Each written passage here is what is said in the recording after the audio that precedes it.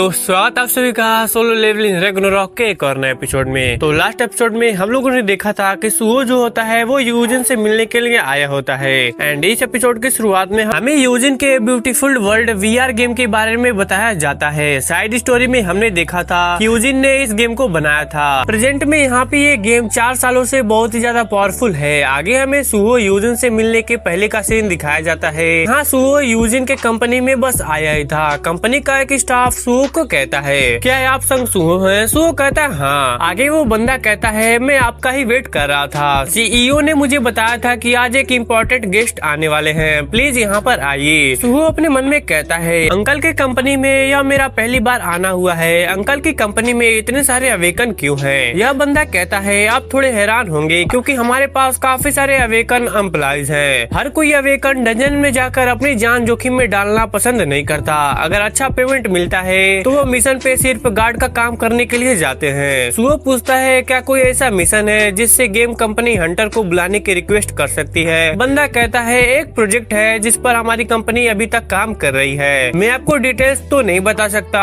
सुहो अपने मन में कहता है, क्या ये कोई ऐसा गेम बना रहे हैं जो हंटर से रिलेटेड हो? आगे सुहो यूजिन के पास आ जाता है। सुहो को देखने के बाद यूजिन काफी ज्यादा खुश हो जाता है और वो कहता है, क्या बात है, देखो तो कौन आया है। लॉन्ग टाइम नो सी सुहो, तुमसे मिले कितने ज्यादा समय हो गया है। लास्ट टाइम मैंने तुमसे सुना था कि तुम कोरिया आर्ट यूनिवर्सिटी में अवेक हो गए थे। तुम्हें पता भी है तुम्हारी आंटी तुम्हारी कितनी ज्यादा चिंता कर रही है। सुहो कहता है, हाल ही में मैं थोड़ा सा बिजी हो गया था, इसलिए मुझे माफ करना, मैं आप लोगों से कांटेक्ट नहीं कर पाया। आगे यूजिन सुहो से कहता है, लास्ट टाइम जब हम मिले थे तब से तुम काफी ज्यादा ग्रो हो चुके हो। सुहो कहता है, हाँ लगता तो है अंकल, क्या आप इसे देखेंगे? यूजिन वो कहता है, हमें बात किए हुए काफी ज्यादा लंबे समय हो गया है और तुम सीधा बिजनेस की बात करना शुरू कर रहे हो। यूजिन सुहो के टैबलेट को देखता है और वो कहता है, क्या एक बिजनेस प्रपोजल है? मैं सोच ही रहा था कि अचानक से तुम मुझसे मिलना क्यों चाहते हो। मैंने उम्मीद नहीं थी कि तुम बिजनेस प्रपोजल लेकर आओगे। तुम काफी ज्यादा बड़े हो चुके हो सुहो। सुहो कहता है, मैं एक ऐसा प्रपोजल लेकर आया हूँ जिसे आप लूज नहीं कर सकते। यूजिन वो कहता है, तो तुम मुझसे यह कह रहे हो कि तुम्हारे अंकल तुम्हें डेंजर में जाने के लिए हेल्प करे? सुहो कहता है, अगर आप गेट्स और स्ट्राइक टीम मेंबर्स रिक्रूट को परचेस करने में मेरी हेल्प करेंगे, मैं गेट के अंदर जो कुछ भी मैजिक एसेंट क्रिस्टल ड्रॉप होगा वो सब हजिन सॉफ्टवेयर को दे दूंगा। मैं डी रैंक और सी रैंक के गेट को आसानी से क्लियर कर सकता हूँ। यह सुन के यूजिनो थोड़ा सा हैरान हो जाता है और वो कहता है, ये तुम क्या कर रहे हो? तुम तो एक ए रैंक के हंटर हो, तो तुम यह कैसे कर सकते हो? सुहो कहता है, एक्चुअली डंजन को क्लियर करने के लिए मेरे पास एक रास्ता है। यूजिन कहता है, सुहो तुम जानते हो ना कि मैं भी एक अवेकन हूँ, साथ ही मैं एक डी रैंक का हूँ जो तुमसे एक हाई रैंक है। तो मैं खुद भी इतना स्ट्रांग नहीं हूँ कि डंजन के अंदर हंट करूँ। डंजन के अंदर जाने के लिए तुम इतना आगे क्यों जा रहे हो? कहीं तुम ये तो नहीं सोच रहे कि उस तबाही के समय तुम्हारी मॉम और डैड कैटाक्लिज्म के अंदर बह गए हो? अगर ऐसी बात है तो मैं भी हंटर्स को हायर करने के बारे में सोचूंगा। तुम समझ गए हो ना, तुम्हें अभी भी वेट करना होगा। सुहो मन में कहता है, मुझे पता ही था कि ऐसा कुछ होगा। बेरू सुहो से कहता है, यंग मुनार्स क्या आप सच्चाई बताने के बारे में सोच रहे हो? सुहो कहता है, हाँ ये ऐसे पर्सन है जिस पर मुझे सबसे ज्यादा ट्रस्ट है। सुहो यूजिन से कहता है, अंकल मैं एक ऐसा वेक हूँ जिसमें मैं लेवल अप कर सकता हूँ। ये सुन के यूजिनो थोड़ा सा हैरान हो जाता है और वो कहता है, क्या लेवल अप? सुहो कहता है, आउटर स्पेस के कुछ घुसपैठिए यहाँ पर अर्थ पर छुपे हुए हैं, उनको रोकने के लिए मुझे मॉन्स्टर को हंट करके लेवल अप करने की जरूरत है। आउटर यूनिवर्स के मामले को हमें रोकने के लिए मुझे डंजन में जाकर स्ट्रांग बनना ही होगा। यूजिनो कहता है, सुहो तुम किसके बारे में बात कर रहे हो? क्या तुमने सोलो लेवलिंग प्रोजेक्ट के बारे में सुन लिया है? यह सुन के सुहो को कुछ भी समझ में नहीं आता और वो कहता है, क्या सोलो लेवलिंग ये क्या है? यूजिन कहता है, अब मैं समझ गया, ये पक्का कोई सीक्रेट कैमरा प्रैंक होगा जो तुम अपने अंकल को फ्रस्ट्रेटेड देखना चाहते थे। तुमने अभी जो कहा एक सिंगल प्लेयर गेम की स्टोरी है जिसे मेरी कंपनी अभी भी बना रही है। वहाँ पर एक अवेकन है जो कि अकेला लेवल अप कर सकता है। वो शुरुआत वो क्वेस्ट रैंक ई रैंक से करता है और बाद में एक एस रैंक को भी सरपास कर देता है। आखिर में वो इतना स्ट्रॉन्गेस्ट अवेकन बन जाता है जो कि दुनिया को प्रोटेक्ट करता है। अगर इसके बारे में तुम्हें किसी ने बता दिया है तो तुमसे मुझे इसके बारे में सीक्रेट रखने की कोई भी जरूरत नहीं है। सुहो अपने मन में कहता है, क्या ये डेड की स्टोरी हो सकती है? यूजिनो कहता है, अगर तुम मेरी एम्प्लॉयज के साथ मेरे साथ प्रैंक करने की कोशिश कर रहे हो तो तुम इसमें फेल हो चुके हो। मुझे ट्रिक करने के लिए अभी तुम बहुत ही ज्यादा अनएक्सपीरियंस्ड हो। तभी बेरू यूजिनो के साइड में आ जाता है और उसे कहता है क्या फेल चांस नहीं है, यकीनन पहले की दुनिया के मेमोरीज को आप भूल गए हो। बेरू को देख के यूजिनो बहुत ही ज्यादा शॉक्ड हो जाता है और वो कहता है सुहो ये एंट के चेहरे वाली चीज क्या है।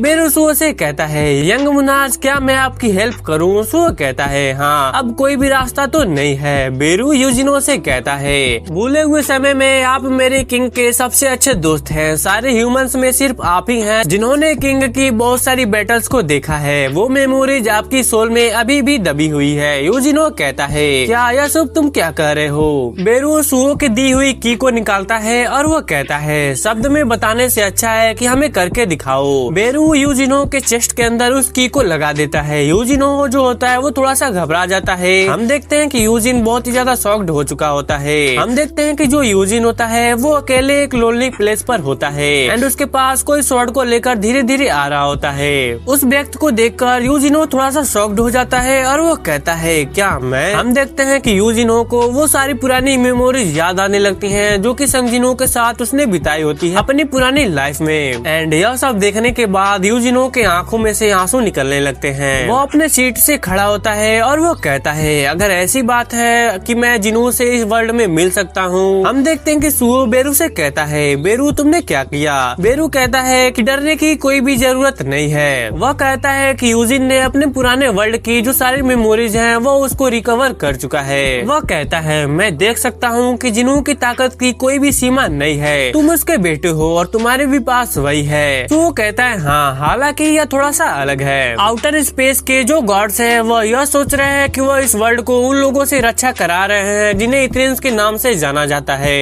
यह एक कम्प्लीटली पूरी तरीके से डिफरेंट डायमेंशन है। अर्थ पर होने वाले इथेरियंस के जो अटैक है उसे रोकने के लिए मुझे जल्द से जल्द स्ट्रांग बनने की जरूरत है। यूजिनो कहता है हालांकि स्थिति जो है वो पहले से काफी ज्यादा गंभीर है फिर भी तुम मेरे लिए बिजनेस प्रपोजल लेकर आए हो। तुम भी बिल्कुल अपने पिता की तरह ही हो। सुहो जो होता है वो वहाँ पर हंसने लग जाता है। यूजिनो अपने सर पर हाथ रखता है और वो कहता है अब मैं सिचुएशन को समझता हूँ। अब मैं तुम्हें किसी भी बच्चे की तरह ट्रीट नहीं करूँगा। अब मैं तुम्हें प्रोटेक्ट करने की कोशिश भी बिल्कुल भी नहीं करूँगा। यूजिन कहता है ठीक है मैं तुम्हारे प्रपोजल को एक्सेप्ट करता हूँ। यह सुन के सुहो जो होता है वो काफी ज्यादा खुश हो जाता है। हम देखते हैं कि यूजिन थोड़ा सा निराश हो जाता है। वह कहता है जिनू इस बार भी अकेले ही इन सारी चीजों को सह रहा है लेकिन जिस कारण से उसने मुझे अपनी पुरानी यादें याद करने की अनुमति दी क्योंकि वह मुझे मदद करने का मौका दे रहा है। तुम सब कुछ मुझ पर छोड़ सकते हो। मैं सुहो की हेल्प करने के लिए पूरी जी जान लगा दूंगा।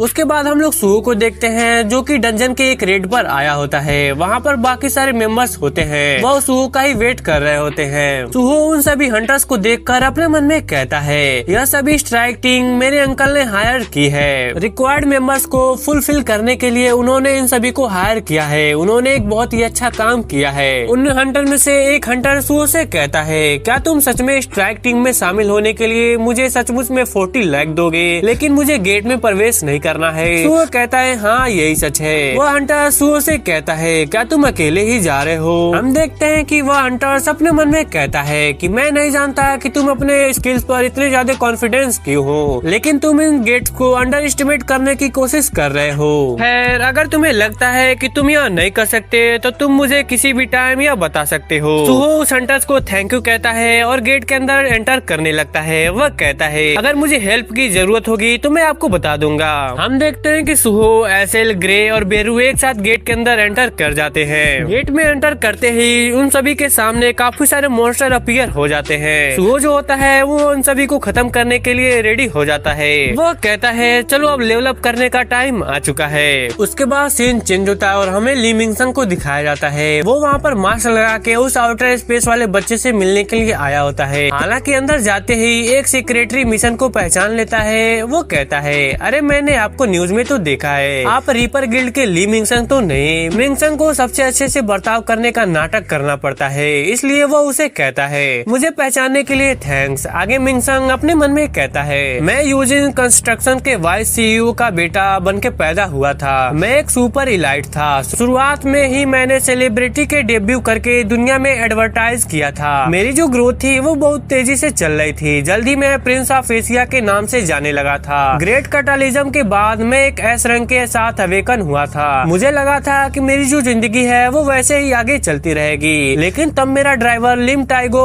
एस रैंक से अवेक हो गया।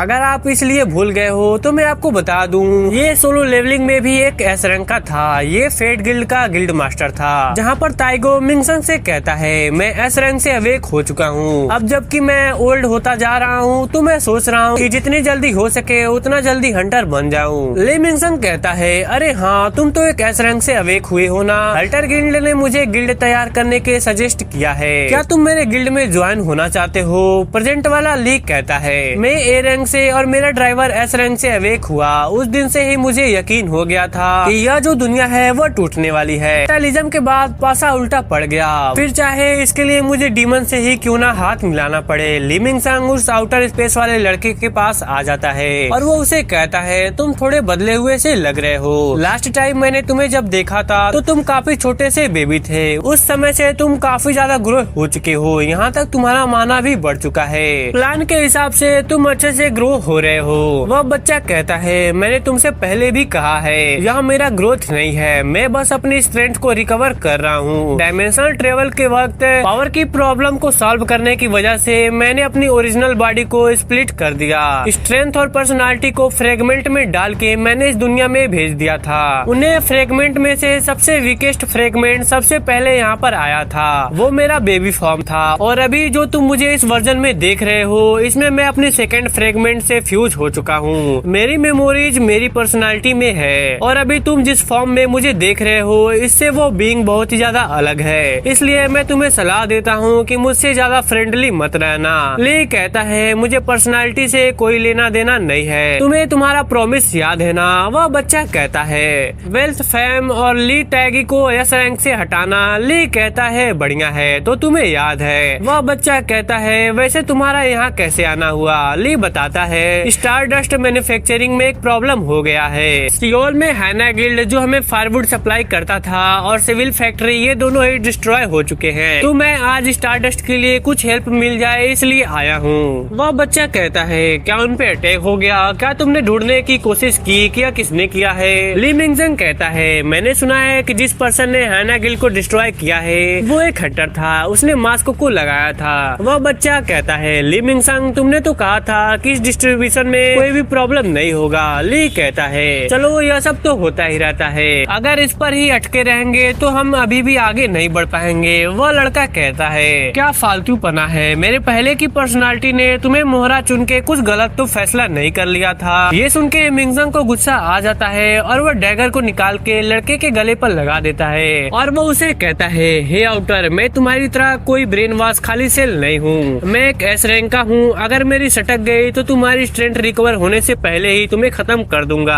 मैं कोई भी मोहरा नहीं हूँ, वो तुम हो। लड़का कहता है ह्यूमन हंटर्स की रैंक उनके माना की क्वांटिटी से होती है और वो उसे ही अपनी स्ट्रेंथ का सिंबल समझते हैं। तुम कितने बेवकूफ हो। लड़के पूरी बिल्डिंग में ही अपनी माना को फैला देता है। यहाँ जितने भी लोग होते हैं उन सभी का ब्रेन वॉश होने लगता है और ये सभी इस लड़की की कंट्रोल में आ जाते हैं। इसके बाद ये लड़का ली से कहता है मेरी पहले की पर्सनालिटी को तुम्हारी हेल्प चाहिए थी क्योंकि वो उसे सरवाइव करना था, लेकिन सरवाइव करने के लिए अब मेरे पास स्ट्रेंथ है। हमारा रिलेशन तुम्हारे बर्ताव पर डिपेंड होगा, ये कभी भी चेंज हो सकता है। ली तुरंत उस लड़के को छोड़ देता है और वो उसे कहता है अरे यार मैं तो बस मजाक कर रहा था, मैं तो बस टेस्ट कर रहा था कि तुम सच में एस रैंक को खत्म कर भी पाओगे। लड़का कहता है खैर अगर ऐसी बात है तो मैं तुम्हारी जिंदगी को बख्श देता हूँ, वैसे भी अभी तुम्हारा थोड़ा सा यूज करना बाकी है। एक आउटर स्पेस लड़की ब्रेसकोट को लेकर आती है जिसके अंदर बहुत ही सारे स्टिमुलेट होते हैं। लड़का बताता है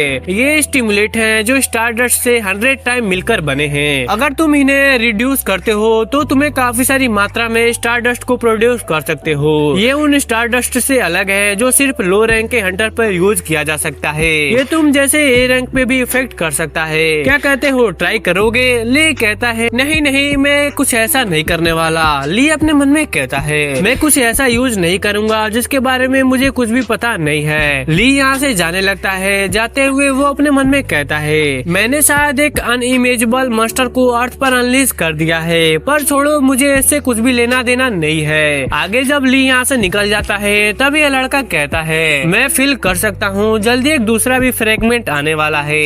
एक बार जब मैं अपनी स्ट्रेंथ फ्रेगमेंट से फ्यूज हो जाऊँ जाऊंगा तो मुझे छिपने की कोई भी जरूरत नहीं होगी, और जब वो समय आएगा तो रियल इन्वेंशन शुरू होगा। हम देखते हैं कि सूअर डंजन के अंदर बिस्ट को खत्म कर रहा होता है। एंड इसी के साथ हमारा जो ये एपिसोड होता है वह यहीं पर खत्म हो जाता है। तो कमेंट बॉक्स में जरूर बताना कि तुम्हें जो ये एपिसोड है वो कैसा लगा। तो चलो मिलते हैं अगले किसी और नए एपिसोड के साथ, तब तक के लिए सायोनारा।